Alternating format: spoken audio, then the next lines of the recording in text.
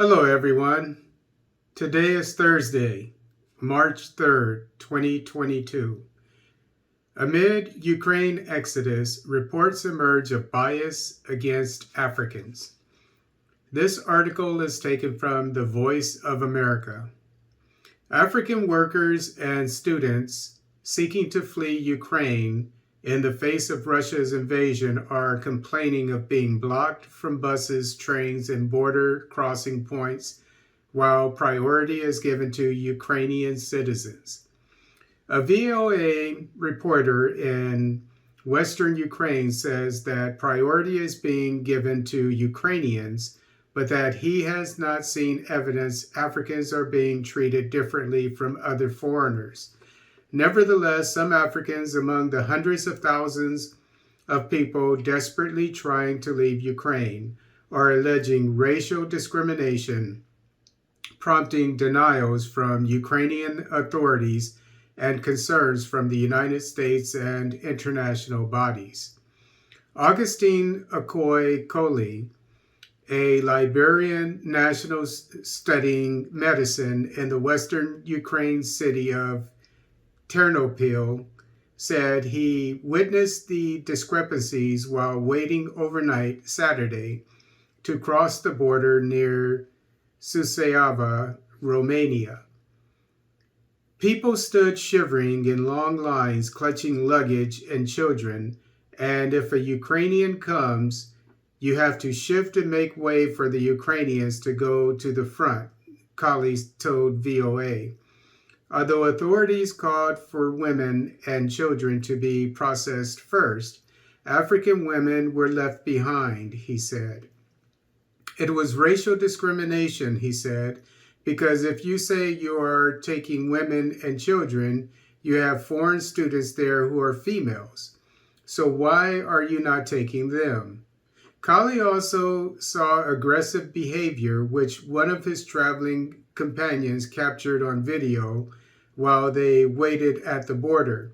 The video clip shared with VOA shows a nighttime scene of several uniformed men shoving what Kali called foreign students who were sitting on the ground and barely visible behind a parked vehicle. The men fired several shots into the air.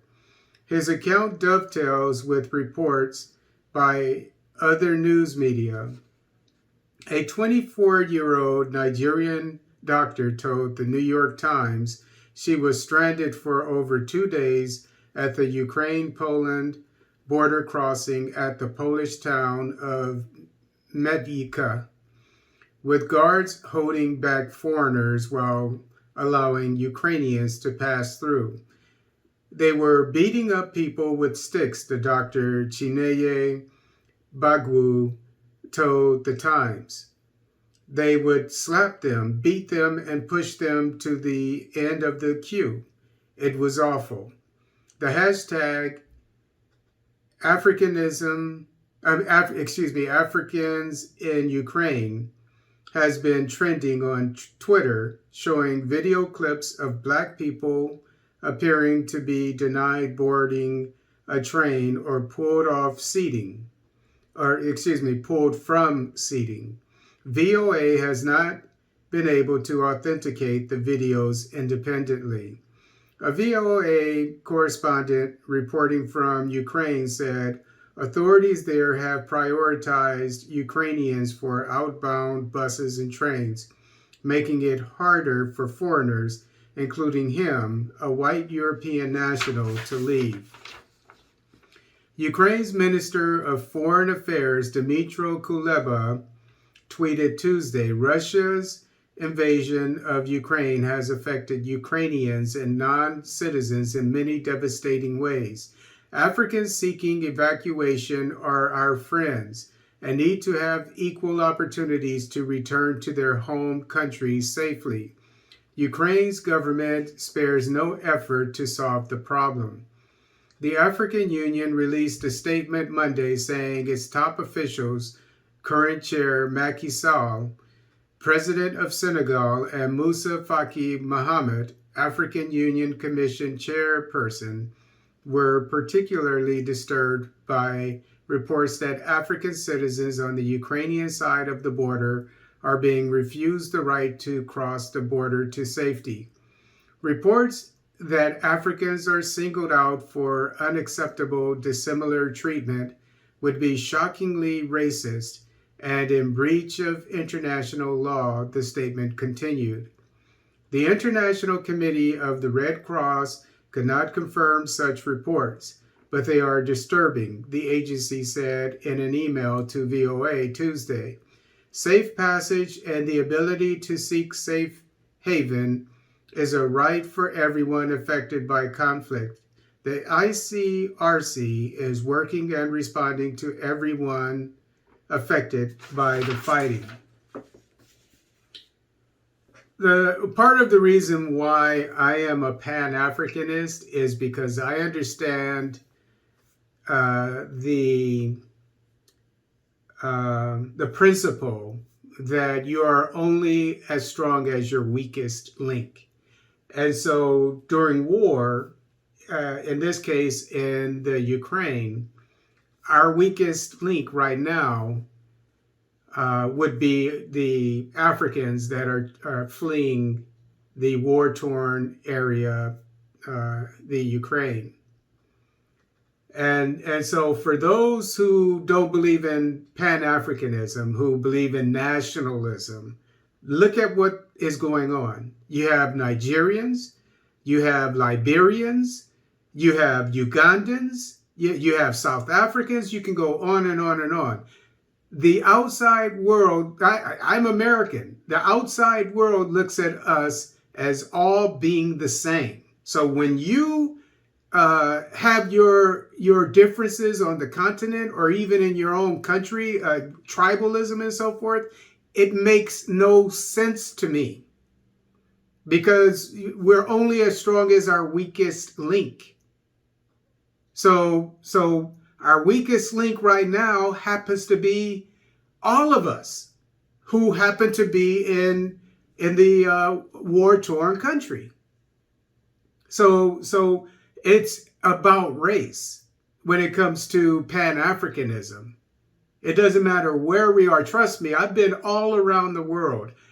Black people are treated the same way everywhere. So those of you who are not Pan-Africanists, more than likely, you've never left your country because you have no idea what's going on out there. Because the way I'm treated when if I go to a foreign country, be it Panama or Suriname, South America, Brazil, whatever, Germany, whatever, they're going to treat me the same way that they're going to treat you. We're all the same.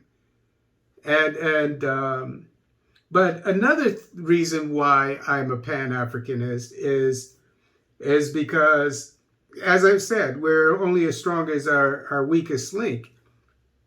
And so the international community has a pecking order, just like every other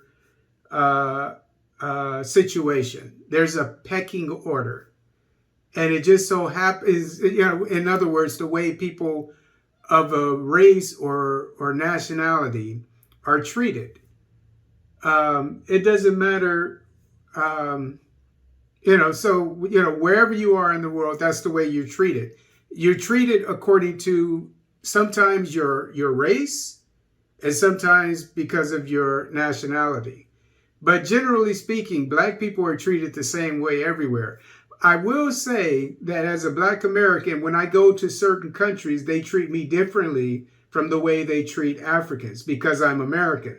And so I fall under the American umbrella because, when it comes to the U.S. State Department, they'll still respond if something happens to me in a foreign country because that's just the way the bureaucracy works. But the reason why I'm bringing this up is because as Pan-Africanists, we need to be stronger and stronger. And the only way we can all be treated, no matter if we're Liberian, Nigerian, South African, or Ugandan, better overseas is if we come together and get stronger. And when we're fighting each other, and when we say, oh no, that's the Liberian, I'm not going to worry about them, I'm South African, or that's a Kenyan, I'm not going to worry about them, I'm American, I'm a Black American.